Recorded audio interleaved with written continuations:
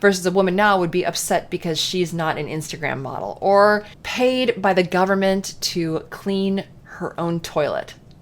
Hello, everyone. My name, je m'appelle Jennifer Moleski, and this is my YouTube channel. I can hardly believe I'm here. A woman is allowed to have a YouTube channel. It's a freaking miracle. In this whole world in this whole United States that is dominated by a white patriarchy, I get to have a YouTube channel. And today I would like to read something to you that I found, and I would like to make some demands to you, men, for some injustices or some such shit.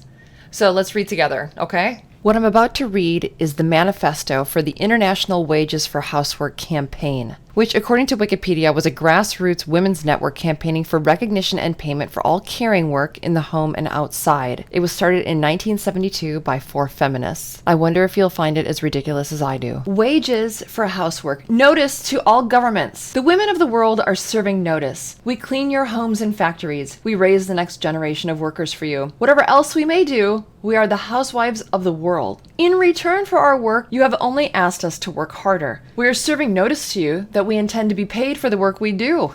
We want wages for every dirty toilet, every painful childbirth, every indecent assault, every cup of coffee, and every smile. And if we don't get what we want, then we will simply refuse to work any longer. We have brought up our children to be good citizens and to respect your laws, and you have put them in factories, in prisons, in ghettos, and in typing pools. Our children deserve more than you can offer, and now we will bring them up to expect more. We have born babies for you when you needed more workers, and we have submitted to the sterilization when you didn't. Our wombs are not government property any longer. We have scrubbed and polished and oiled and waxed and scoured until our arms and backs ached, and you have only created more dirt. Now you will rot in your own garbage. We have worked in the isolation of our homes when you needed us to, and we have taken on a second job too when you needed that. Now we want to decide when we work, how we work, and who we work for. We want to be able to decide not to work at all, like you. We are teachers and nurses and secretaries and prostitutes and actresses and childcare workers and hostesses and waitresses and cooks and cleaning ladies and workers of every variety. We have sweated while you have grown rich. Now we want back the wealth we have produced. We want it in cash, retroactive and immediately, and we want all of it. The campaign for wages for housework. Well, isn't that delightful? Isn't that just stinking delightful? So this is the kind of garbage that is in the universities. This is the rhetoric.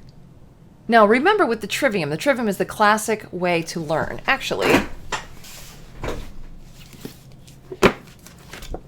there's the trivium and then there's the quadrivium, okay? I would suggest people learn at least what the trivium is. It is the classic way of learning. It starts with grammar, then logic, then rhetoric. First, you have to learn the words of a subject, and then you can logically deduce what you're reading, make sense of it, and then when you get very, very in tune with what it's saying, you can begin to form arguments for or against something using rhetoric. But a lot of people just have the rhetoric now. Inevitably, young women will see this and think, yeah, when they've never smiled, made coffee, or cleaned floors, or had children to be upset about, they're like so they want retroactive money. They want prepayment for an injustice that they never are required to go through. And about this injustice, this whole now remember, I think a little differently than your average woman. But this could all be blamed on women if we wanted to, right? I mean, fuck it. They blame all the men, so let's blame all the women. The women of the world are serving notice. We clean your homes and factories. We raise the next generation of workers for you. Boom. Got it. We raise the children for you. And then what happens? Well, they go off into the world and end up in prison. And they live in ghettos and they work in factories. Except for the only people that don't do that are the people who decide that they're not going to live a life like that. Now, I know that there's a lot of women who will say, yes, it's the eat the rich thing. It is common to think that if someone has money, it's because they were gifted it. But as you see, most people who are gifted money are turning socialist because they didn't have to earn it, or they waste it, or they're a trust fund baby. There are not a lot of people who are raised to respect the money that they deserve. I was listening to Dave Ramsey. He is a money guy, and he had a caller, and the woman said, oh, this poor woman. She said, I have over $1 million, and I have 2 daughters, and I'm really, really struggling with inheritance. They're both in their 30s. One of them makes about $50,000 a year. The other one is in the 1% with her husband. Okay, so they make a lot of money. Both of those children are socialists. And she said, I'm really struggling to give that money to them. And Dave Ramsey laughed. And she said, it was like the first time I hear someone kind of cut that shit out. She said, I know you're laughing, but I don't find this funny. I know we're all laughing. No, but we're with frankly, you. We're with you. I'm depressed. I'm very depressed. He's like, no, it's not funny. It's disgusting. But he said, I have raised my children since the beginning, and we have yearly meetings. If you are not doing the right thing, if you are a socialist, if you're not walking with God, think what you want, but they're Christians. If you're not walking with God, you don't get the money. My children have been instructed since they were small that in order to get the opportunity to manage the money that God gave me to manage, meaning that I hand off the responsibility to manage some of the Ramsey fortune to them, they will have to be people of character. He's worth $200 million.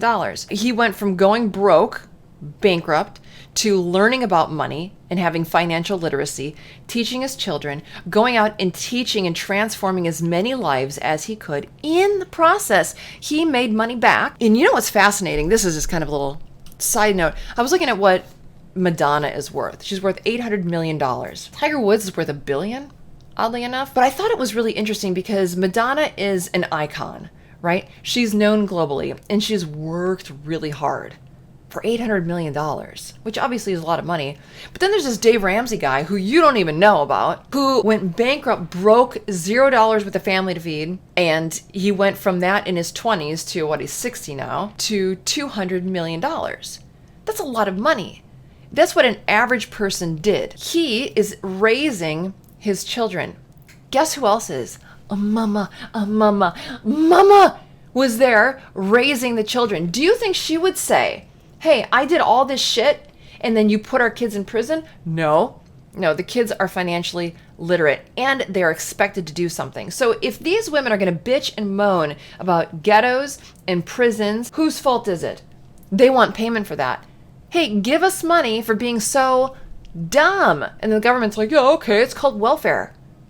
Ooh, you don't like that. Oh, we have brought up our children to be good citizens and to respect your laws, and yet they're in prison? What the? That's kind of weird. Our children deserve more than you can offer. Yeah, they're a government. They're not supposed to give jack shit. What they're supposed to do is say, oh, hey, Clarence, you own this house? We'll make sure that if it's robbed, we look for the perpetrator. If someone is trying to break in, we'll protect you. We'll protect you if you own your car. We'll protect you if you own your cattle, your personal property. But the feminists do expect more, don't they? They expect more from you. I'm positive of that. Gentlemen, they want your money to give to their kids. We have born babies for you. Because they didn't want children? Like, do they hate their kids? Or it makes it sound like they're not very happy with it. We bore babies for you when you needed more workers. This is an excellent point. People had a lot of kids when they had land, when life was hard. And you actually had to farm, do the chickens, feed the chickens, milk the cow, toil. You don't just make babies for factories. You make babies for your family, for a legacy. But when your mind is totally blown up, wrong thinking, feminist, hateful, you're going to think that you're bearing babies for shitty men. If I wasn't old as shit, I would give him 1 million little babies. And I would raise them very strict. And it's probably better for everybody that I don't, because I would want them to be the leaders of the world. But she didn't have babies for that. She had babies when other men needed workers, and we have submitted to sterilization. This is fascinating because it seems like if I were to say to a woman, I don't want you to be sterilized, she would fight me to the death for the right to terminate her pregnancy. So what happened to this? I don't know. Women, they're very emotional. They're running for happiness. This year, you're sterilizing us. How dare you? Next year, if you don't let us kill our babies, how dare you? You can't keep up. It's really difficult. We have scrubbed and polished and oiled and waxed and scoured until our arms and backs ached. And you've only created more dirt. How dare you keep on living? Peeing in the toilet. Who do you think you are?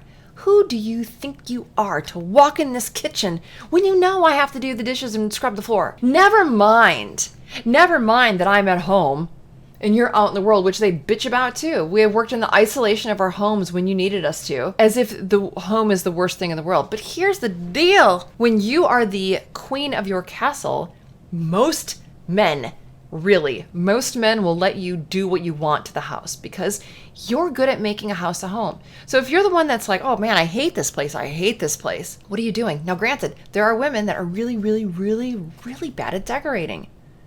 Really bad. But here we are in this society that men have built, with platforms that men have built, where women can go and look ideas of how to make a house a home, how to be happy at home. Granted, this was written, I think, in the 70s. Oh, but don't worry, women are still just as pissed now as they were before. So they're complaining about having to work at home because of the isolation, and then they're bitching when they have to go and not work in isolation. It has to be that when your mind finally gets scrubbed from the propaganda, you can see shit like this for the trash that it really is. Emotional manipulation, demands, more money, pay us for time at home. My husband pays me to be here. It's called I live here. It's called I have food. It's called we go on vacation. So all these women are working so hard as prostitutes and teachers and secretaries and actresses and childcare workers and blah, blah, blah, blah. And they're getting what all people get in exchange for time and service, which is Maslow's hierarchy of needs. Now it sounds like they're psychologically unwell. I don't think that has much to do with staying at home or having babies or cleaning floors. I think it is the lack of toil that women are so upset about. Or they're just upset whether it's toiling or not. I don't know. But it seems like the European countries where the women still have to work really hard, or any country where the women really genuinely have to work really hard, and not out to be the boss bitch. I'm saying like at home, washing dishes, making sure that the children are safe. Those are the women who seem to complain the least. I went traveling in Nepal, stayed at a place. They had a room, but it was just like this couple that had it was basically like an Airbnb, but like 15 years ago, before any of that. And it was out in the middle of nowhere, and we sat in a barn, and the guy came and like set a table in this barn, and their menu said hot chocolate, and it was cold out, so I said I'd like a hot chocolate, and it was like a half hour. I'm like, what in the hell? So we decided to go for a walk, because we said, is it going to be a while? He said, oh yeah, it would be a while. So we went for a walk, and there out in the middle of nowhere is this woman, the wife, milking a buffalo for the milk for my hot chocolate. Now the difference is, and I don't know, but I would say the difference is that woman was grateful to make some money from her buffalo, and me, an American that had the money to give to them for the service and the hospitality and the room and board, versus a woman now would be upset because she's not an Instagram model or paid by the government to clean her own toilet. What do you think? How long has this poison been in our society? When do you think it ramped up? Will it ever end? I do think women are waking up. I think men are waking up. I don't think it's going to be a slow awakening. I think it's going to take some type of jolt. But I'm not too worried about that. I would say that there's probably going to be a big jolt within the next few years. Or we're just frogs being boiled. I don't know. Thank you for joining me. Tell me what you think about this little note to the government and you shitty patriarchy. All right, be well.